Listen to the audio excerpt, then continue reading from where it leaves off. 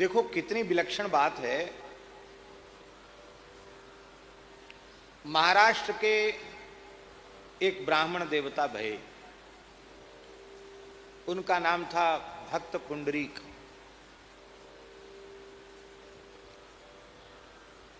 वे वेदादि शास्त्रों के मर्मज्ञ विद्वान थे।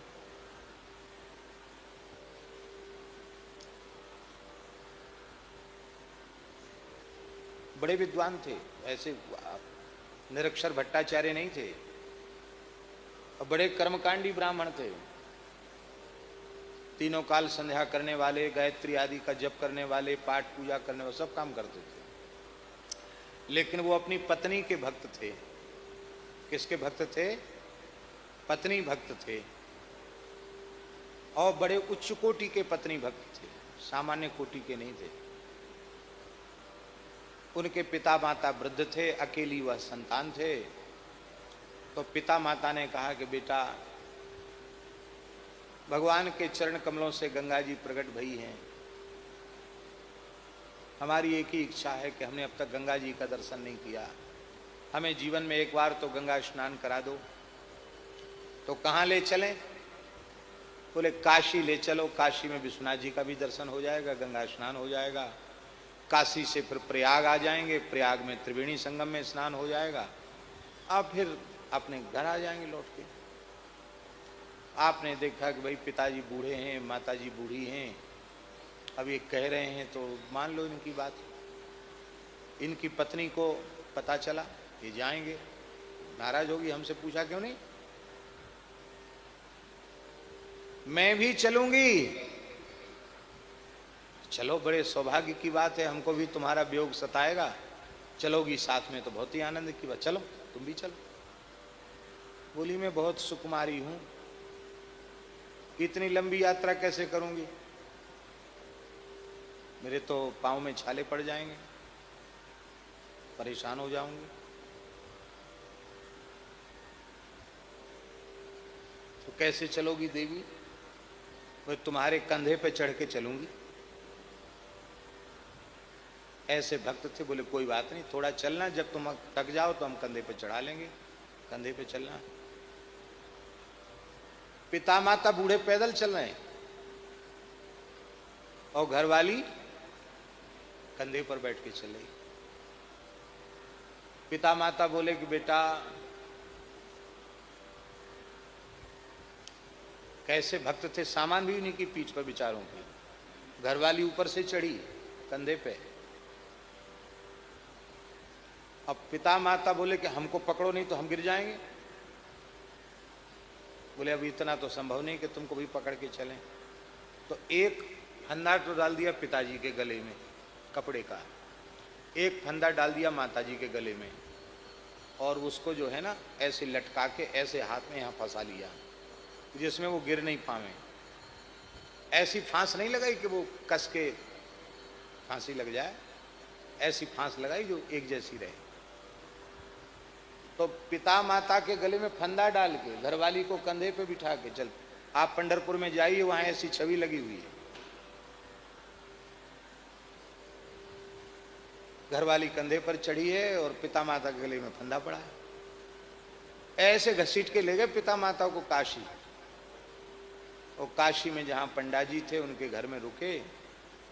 सब थके थे, गंगा स्नान तो हो ही गया था, विश्वनाथ जी का दर्शन हो गया था, पंडा जी के घर में रुके थे, सब सो रहे थे।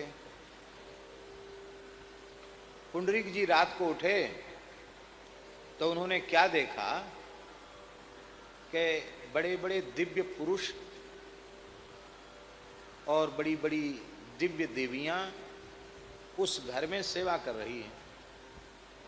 एक बड़े भद्र पुरुष थे, बड़े दिव्य पुरुष थे, देखने में लग रहा था कोई बहुत तेजस्वी राजा हैं। तो उनको उन्होंने नमस्कार किया कि कोई देवता हैं। बोले आपका परिचय, आप जैसा दिव्य स्वरूप तो मैंने जीवन में कभी देखा नहीं, आपका परिचय? बोले पंडित जी, मैं तीर्थराज प्रयाग हूँ। ये बोले ये अमुक तीर्थ हैं, ये अमुक तीर्थ हैं, ये अमुक तीर्थ हैं। और ये देवियाँ बोले ये गंगा, यमुना, सरस्वती, नर्मदा, कावेरी, चंद्रभागा ये सब पवित्र नदियां हैं, तो आप सब इतने लोग यहाँ कैसे?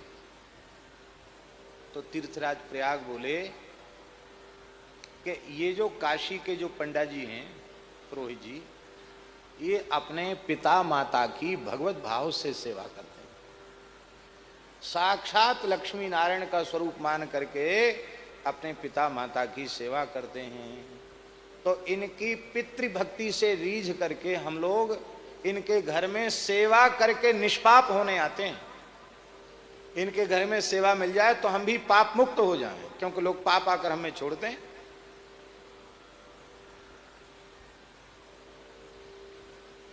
बस 60 मिल गई, वो तो अंतर्धान हो गए। आप सवेरे उठे, बोले अब चलना है। पत्नी तो तैयार थी कमर के कंधे पे चढ़ने के लिए। आपने एक कंधे पर बिठाया मैया को, बड़े बलवान थे, पुष्ट था शरीर को, मजबूत था। एक कंधे पर बिठाया पिताजी को, चरणों में प्रणाम किया रो करके कि हमने बहुत अपराध किया। पुत्र पिता माता को तीर्थ करावे तो धन्य है, पर हम आपके गले में पंधा डाल के घसीटते हुए लाए, महाराज क्षमा करना, आप मेरे भगवान हो। घरवाली बहुत बिगड़ी, ये क्या तुम्हारी बुद्धि खराब हो गई, क्या कर रहे हो? बोले अब तेरे गले में फंदा डालेंगे हम, तू नहीं चल सकती है ना, तो तेरे गले में फंदा डाल के ले चलेंगे। बहुत पहले तो उसने नाटक किया, बाद में वो समझ गई कि ये अपने विचार बदलने वाले। बोले तुम्हारी इच्छा हो तो यहीं रह जाओ, हमें अब जरूरत नहीं है, हम तो सेवा कर लेंगे, तुम्हारी आवश्यकता ही नहीं है, अब रहो यहीं। वो समझ गई कि बिल्कुल पक्का है ब्राह्मण। बेचारी क्या करती, मन मार के वो भी चली। देखो कान खोलकर सुन लो देवी, जैसे हमने आज से पिता माता की सेवा का व्रत लिया है, ऐसे ही तुम इस व्रत में सहयोगी रहोगी तो ही मेरे पास रह पाओगी, नहीं तो रह नहीं पाओगी, समझ लो।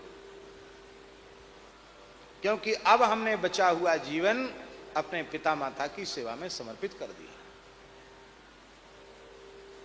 और लौट करके पंढरपुर में कैसी उन्होंने पिता माता की सेवा की महाराज।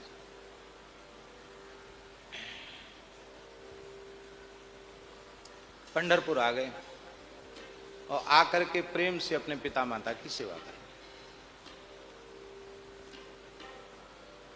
तो भगवान बहुत समय से, द्वापर के अंत से ही ठाकुर जी वहां विराजे हैं पंढरपुर में। परम श्रद्धेय पूज्य श्री डोंगरी जी महाराज कहते थे कि भगवान अंतर्धान होके कहाँ गए? कहीं नहीं गए, बोले पंढरपुर में खड़े हैं। डोंगरी जी महाराज कहते थे भगवान श्री कृष्ण अंतर्धान होके गए नहीं कहीं, कहते पंढरपुर में द्वापर से कलयुग तक अब तक भक्तों से प्रेम करने के लिए कमर कस के खड़े, कमर पे हाथ धरे, कमर कस के खड़े ठाकुर जी भक्तों से प्रेम करने के लिए।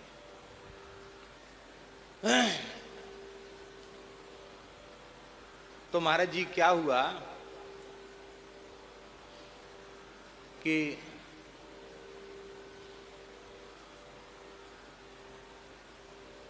भक्त पुंडरीक की भक्ति पर ठाकुर जी रीझ गए।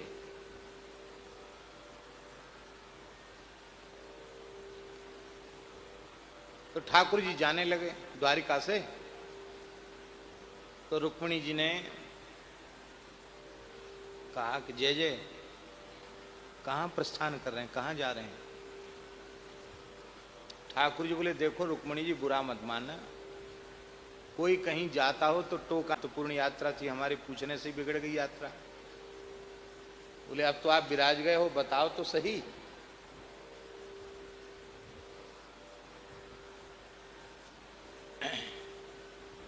तब श्री ठाकुर जी बोले कि एक भक्त का दर्शन करने जा रहे हैं। रुक्मिणी जी के कान खड़े हुए, अरे महाराज, ब्रह्मा जी, शंकर जी, इंद्रादि देवता, वो सब के सब तो आपका दर्शन करना चाहते हैं। बड़े बड़े योगी, यति, तपी आपका दर्शन करना चाहते हैं। वो आपके लिए दर्शनी कौन हो गया? देख लो, ऐसे ही विचित्र भक्त हैं कि हमारी आंखें उनके दर्शन के लिए तरस रही हैं। हम उनका दर्शन करने जा रहे थे, अब गुप्पे चुप्पे जा रहे थे किसी को बिना बताए, अब तुमने टोक दिया, अब पूछ दिया तो अब तुमसे न बताते तो हानि हो जाती। रुक्मिणी जी बोली कि तब तो हम भी आपके साथ ही चलेंगे।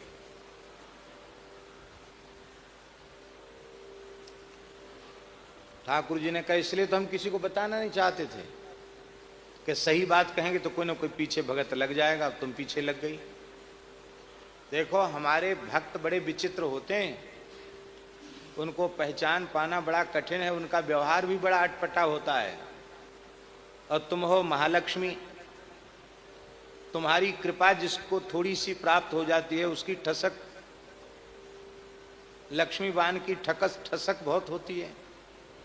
तो तुम्हारी थोड़ी सी कृपा दृष्टि किसी पर हो जाती है, वो बहुत ठसक वाला व्यक्ति बन जाता है, और तुमको कहीं वहाँ उचित सम्मान नहीं मिला तो तुम नाराज हो जाओगी, सब बात बिगड़ जाएगी। रुक्मिणी जी बोली महाराज जिनका दर्शन करने आप जा रहे हैं उनसे मैं सम्मान लेने जाऊंगी? आप भी कैसी बात करते हो, हमको सम्मान नहीं, हम तो दर्शन करने चले। तो चलो।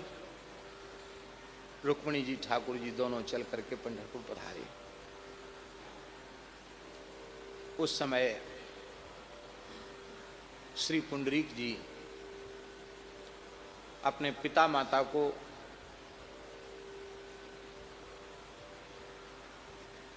रात्रिकालीन भोजन करा के शयन करा चुके थे, लिटा दिए थे, और पिता माता के पढ़ने पर बड़े प्रेम से भगवत भाव से, तो भगवान ही मानते थे, भगवत भाव से पिताजी की चरण सेवा, पिता माता की चरण दबा रहे।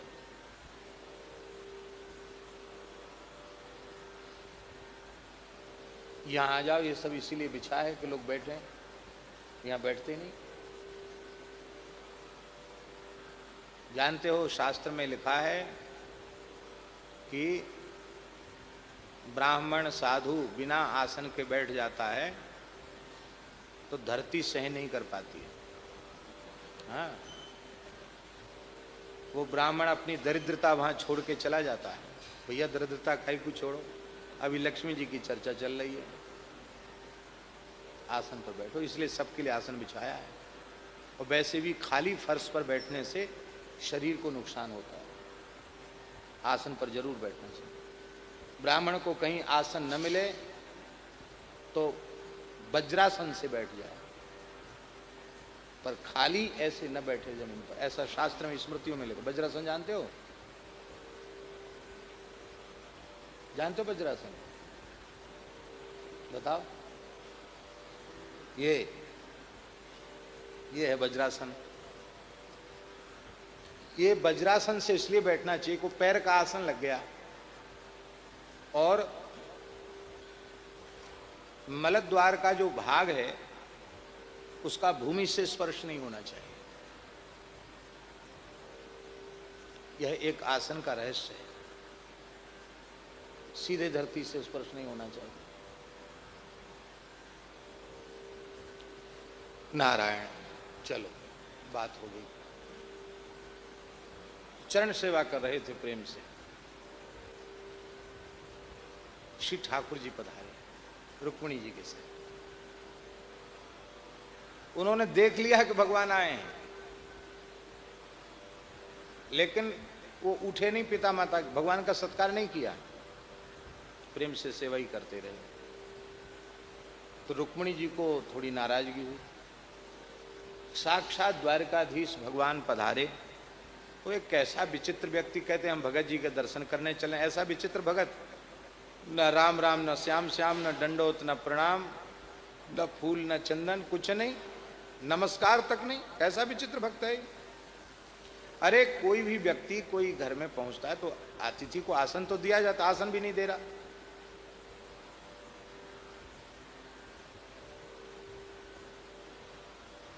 अब देखो आंखों आंखों से बातचीत हो रही, वो भीतरी कसमसा रही है रुक्मिणी जी। तो ठाकुर जी ने अपने नेत्रों के इशारे से भगत जी को कहा, ये थोड़ा सा नाराज हो रही हैं, हमारा सत्कार चाहती हैं। तो वो समझ गए। उन्होंने एक भाटा ईंटा बड़ा पत्थर का वैसे फेंक दिया आसन के, इस पर खड़े हो जाओ। तो श्री ठाकुर जी उस पर खड़े हो गए। आज भी पंढरीनाथ भगवान उसी ईंट पर खड़े हैं।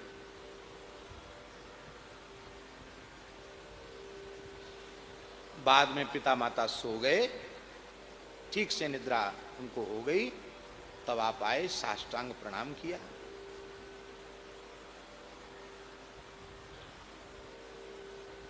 तो भगवान ने पूछा कि भगत जी, हमारी तो कोई बात नहीं है, पर हमारा सम्मान न होने से, स्तुति प्रार्थना पूजा न होने से रुक्मिणी जी थोड़ी नाराज हैं। तो इनके मन में थोड़ा सा ऐसा भाव आ गया अनुचित, इसको आप दूर करो। आपने स्वागत सत्कार क्यों नहीं किया? इनके मन में क्षोभ हो गया। तो पुंडरीक जी बोले, महाराज बुरो तो मानियो मत, हम आपसे पूछ रहे हैं आपको बुलायो कौन ने? हमने तो बुलायो नहीं आपको, आप क्यों आए? आप क्यों आए पहले ये बताओ, आप आए क्यों? तो श्री ठाकुर जी ने कहा, तुम्हारी पितृ मातृ भक्ति से रीझ करके हम आए। तुम्हारी जो अपने पिता माता के प्रति भक्ति है ना, उस भक्ति से रीझ करके हम आए। तो पुंडरीक जी ने हाथ जोड़कर कहा, प्रभु, जिन पिता माता की सेवा के फलस्वरूप आप द्वारिकाधीश स्वयं चल कर के आए, उन पिता माता की सेवा छोड़कर आपकी ओर जाता तो आप अंतर्धान हो जाते। आप पिता माता की भक्ति करने वालों पर कितने राजी होते हैं, ये कलयुगी प्राणियों को दिखाने के लिए आप ऐसे ही ईंट पर खड़े रहें। प्रतीक्षा में थे ना ठाकुर जैसे कि भगत आएगा तो उससे बातचीत करेंगे। इसी मुद्रा में आप दर्शन दे करके कृतार्थ करें, और मेरे पिता माता सो के जगेंगे तो उनको भी आप अपना मंगल में दर्शन दें, और फिर कलयुग के सभी प्राणियों को दर्शन दें। ठाकुर जी ने कहा, एवं मस्तु। आज तक ठाकुर जी खड़े हैं।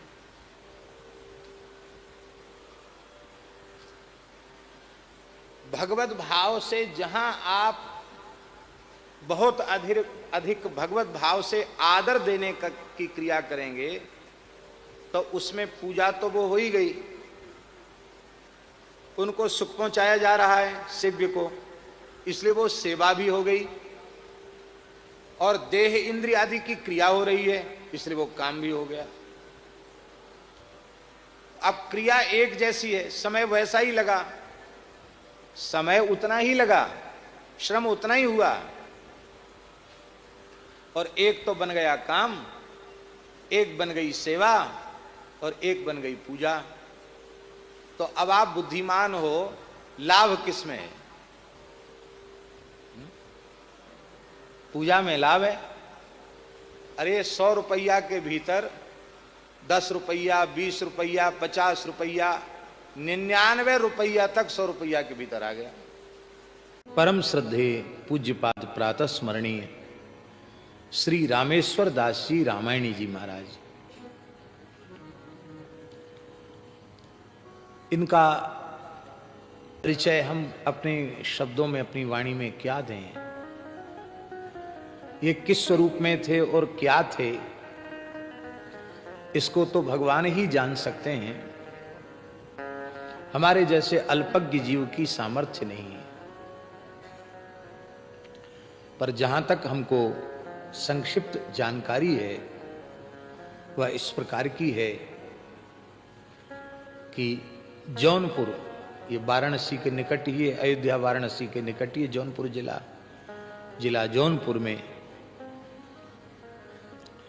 एक पवित्र विप्र कुल में आपका जन्म हुआ था, और घर से भी पढ़े लिखे थे, क्योंकि घर में इनकी पढ़ाई लिखाई घर से ही बहुत अच्छी थी। पर शायद उस समय संस्कृत आदि उतना अधिक न पढ़े होंगे, लौकिक पढ़ाई ही पढ़ी थी। वैराग्य हुआ तो गृह त्याग करके आप निकले, और जब तक जीवित रहे तब तक कभी अपनी वाणी से उन्होंने जौनपुर का नाम तक नहीं लिया। ऐसा वैराग्य, न अपने रक्त संबंध का कहीं कोई परिचय दिया, न संपर्क जीवन पर्यंत जोड़ा। ऐसे वैराग्यवान गोस्वामी तुलसीदास जी की, गोस्वामी जी की ग्रंथावली की आप पर ऐसी अनुपम कृपा हुई कि संत जब श्रवण करते थे उनकी वाणी से, तो संत इतने भावुक हो उठते थे, उनको लगता था कहीं तुलसीदास जी स्वयं तो नहीं आ गए हैं, अपने अपने अपने ग्रंथों के मर्म को समझाने के लिए कहीं गोस्वामी जी स्वयं तो इस रूप में नहीं आ गए। आपने रामचरितमानस के 108 एकाह किए थे। एक आसन से बैठते, एक दिन में ही मानस जी का संपूर्ण पाठ पूर्ण करते, 108 दिन।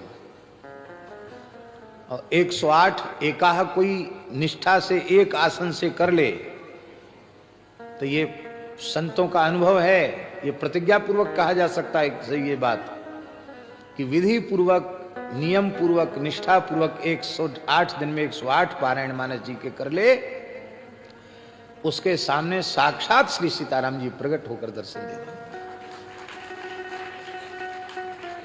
आपने उसी निष्ठा से किया था, इससे यह विश्वास है कि आपको श्री सीताराम जी का अनुभव हुआ था।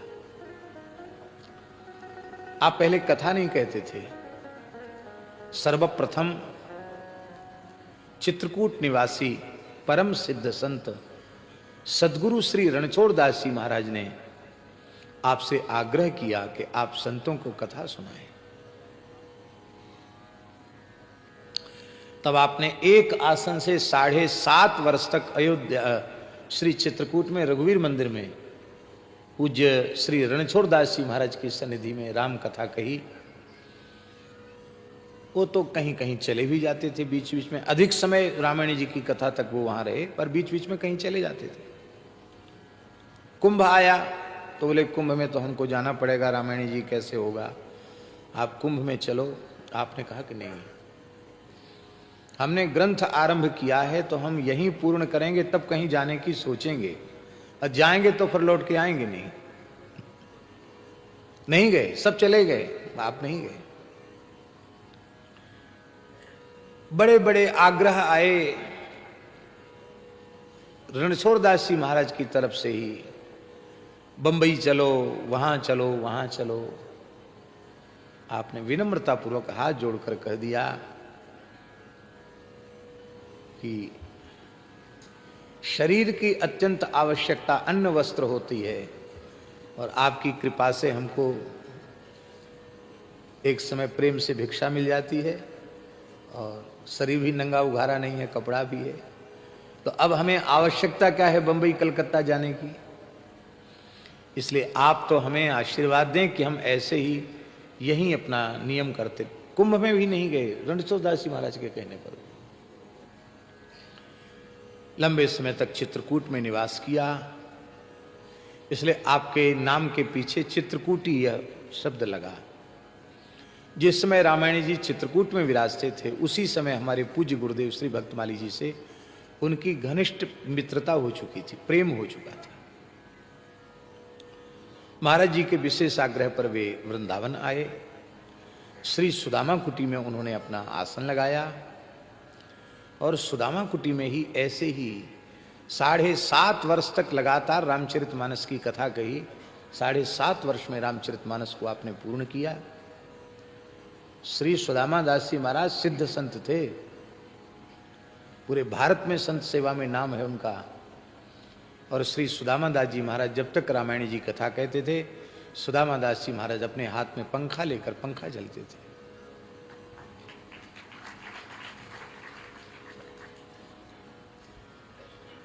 भक्तमाल जी का टीका और व्याख्यान पूज्य श्री रामेश्वर दास जी रामायणी जी और पूज्य गुरुदेव भक्तमाली जी, इन दोनों के माध्यम से ही पूरे आस्तिक जगत को भक्तमाल जैसा ग्रंथ का बृहद भाष्य 4 खंडों में जो सुदामा कुटी से प्रकाशित है, इन 2 युगल महापुरुषों के अनुग्रह से ही प्राप्त हुआ है।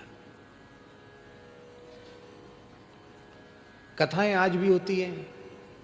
उन जमानों में, उस जमाने में प्रचार के साधन नहीं थे, टीवी नहीं थी, मोबाइल नहीं था, प्रचार के इतने अच्छे साधन नहीं थे। शनिवार रविवार आगरा से, अलीगढ़ से और दिल्ली से लोग कथा सुनने आते थे। बिहारी जी का दर्शन नहीं करें पर रामायण जी की कथा सुनकर सीधे घर वापस चले जाते थे।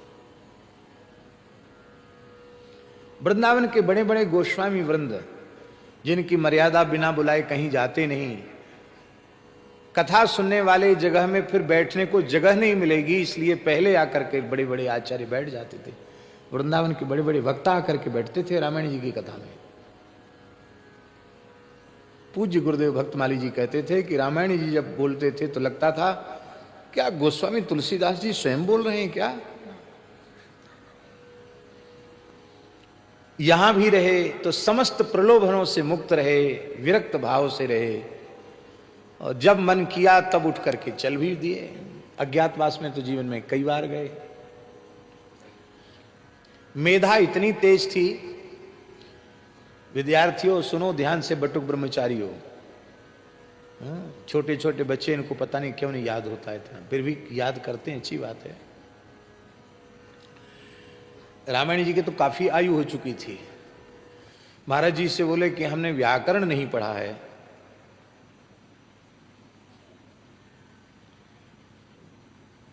एक कमी रह गई। तो महाराज जी बोले आप तो बहुत मेधावी, आपको तो बहुत जल्दी हो जाएगा। आप लोग सुनकर आश्चर्य करेंगे, किसी भी विषय को एक दो बार वो देख लेते थे, उनको कंठस्थ हो जाता था, बड़ी उम्र में भी। और महाराज जी ने उनको लघु सिद्धांत थोड़ी सी पढ़ाई, और इसके बाद महाराज जी कहते उनकी मेधा देखकर लघु सिद्धांत का पाठ बंद कर दिया, सीधे सिद्धांत का पाठ शुरू किया। बोले इनकी मेधा इतनी अधिक है कि लघु सिद्धांत में इनको अटका के रखना ठीक नहीं। और महाराज जी में पूर्ण गुरु भाव, पूरे जीवन पर्यंत महाराज जी में गुरु भाव रखा उन्होंने। कभी रिक्शा में बैठने का अवसर आता तो पहले से जल्दी चढ़ के रिक्शा में बाईं तरफ बैठ जाते, फिर कहते कि मैं अशिष्टता कर रहा हूं कि पहले बैठ गए आपके पहले, लेकिन कहीं आप मेरी बाईं तरफ न बैठ जाएं, इसके लिए मुझे पहले बैठ जाना पड़ा। अपने गुरुजनों को दाहिने रखना चाहिए, बाईं तरफ नहीं। महाराज जी के साथ चलते परिक्रमा में तो महाराज जी की छाया पर पैर न पड़ जाए, इतनी सावधानी लेकर के चलते थे रामायण जी महाराज।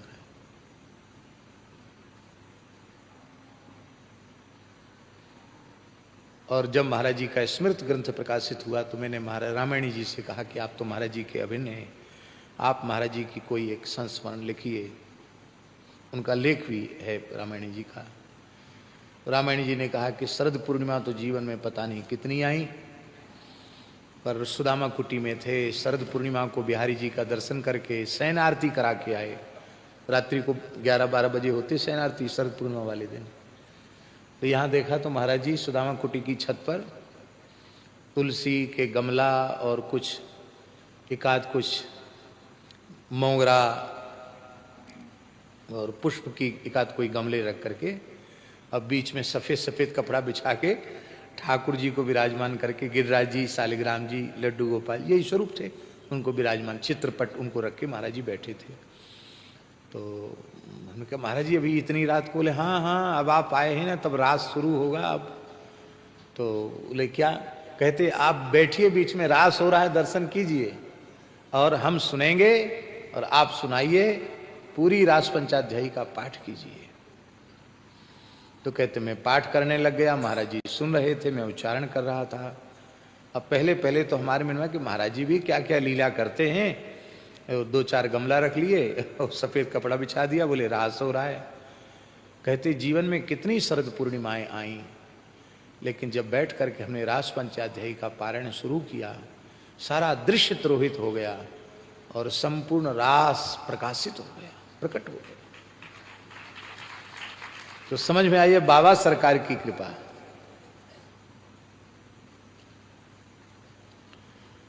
महाराज जी, रामायण जी यदि जैसे हम लोग कथा बाँचते यहाँ से वहाँ, वहाँ से वहाँ कहते हैं, ऐसी कथा कहते होते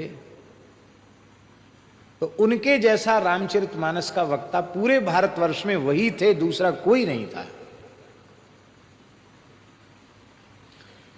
राधा सुधानंद जी पर प्रवचन करते थे तो उनके जैसा कोई दूसरा नहीं था।